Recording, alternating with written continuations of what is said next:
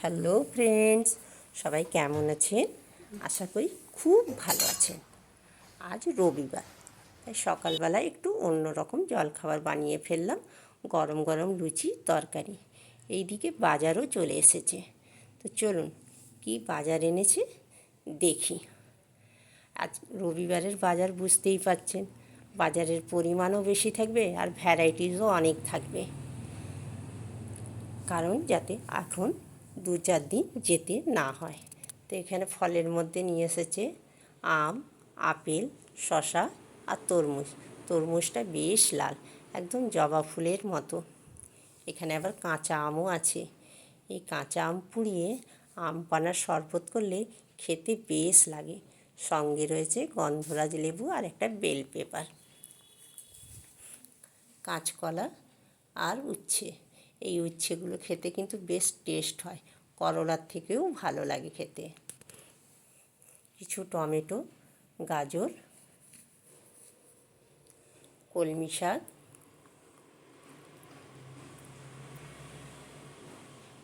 আর এগুলো কি বলুন তো, এগুলোকে তো আমরা গেড়ি গুগলি বলেই বলি, অন্য কিছু নাম থাকলে জানাবেন। বেশ অনেকটাই চিকেন নিয়ে এসেছে। বুঝতেই পারছেন রবিবার, যাতে 2-3 দিন যেতে না হয় সেই ব্যবস্থাই করে নিয়ে এসেছে। আর আমরা 4 জন বলে 4টে পমফ্রেট মাছ নিয়ে এসেছে। আমাদের মেম্বার তো 4 জন। এখানে কিছু ফলই মাছও নিয়ে এসেছে। এই ফলই মাছগুলো বেশ একটু ঝাল করলে ভালো লাগে, সর্ষে পোস্ত টমেটো দিয়ে ঝাল করলে খুব ভালো লাগে। তো আজকের বাজার ছিল এইটাই। এবারে চলুন রান্নাঘরে। এইগুলোকে গুছিয়ে আবার কেটে ধুয়ে বেটে রান্না করতে করতে অনেকটা সময়ই লাগবে।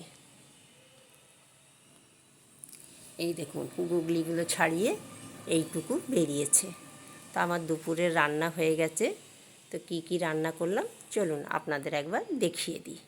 এখানে রয়েছে গরম গরম ভাত, একদম ধোঁয়া ওঠা ভাত, শাক ভাজা,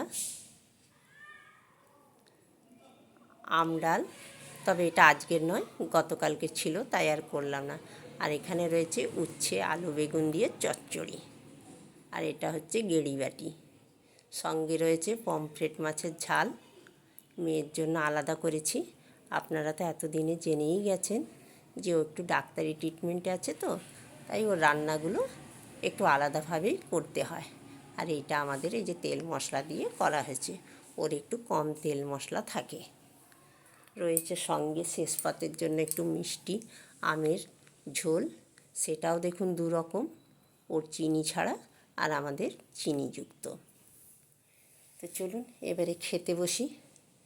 আজকে ছুটির দিন, একসঙ্গে সবাইরই ভাত বেড়ে নেব, বাড়তেও সময় লাগবে, সুন্দর করে গুছিয়ে নেব।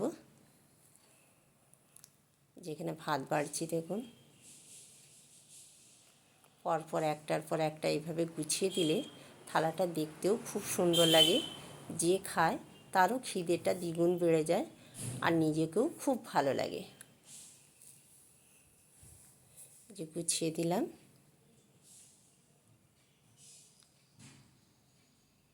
দেখুন গেড়ি বাটির কালারটা কি সুন্দর হয়েছে। এটা বেশ পেঁয়াজ রসুন আদা বাটা দিয়ে আর একটু সর্ষে পোস্ত দিয়ে রান্না করবেন, দেখবেন দারুণ লাগবে খেতে। মাছ মাংসর আর ইচ্ছে করবে না, সব ভুলে যাবেন। তা আজ আর চিকেনটা রান্না করলাম না, এবেলা অনেক কিছুই রান্না করে ফেলেছি, তাই রাত্রিবেলায় চিকেনটা একটু কষা করব আর রুটি করব, ডিনারে হয়ে যাবে। আজকে ভাবছি খাওয়া দাওয়ার পর একটু ঘুম দিয়ে ছাদ বাগানে যাব।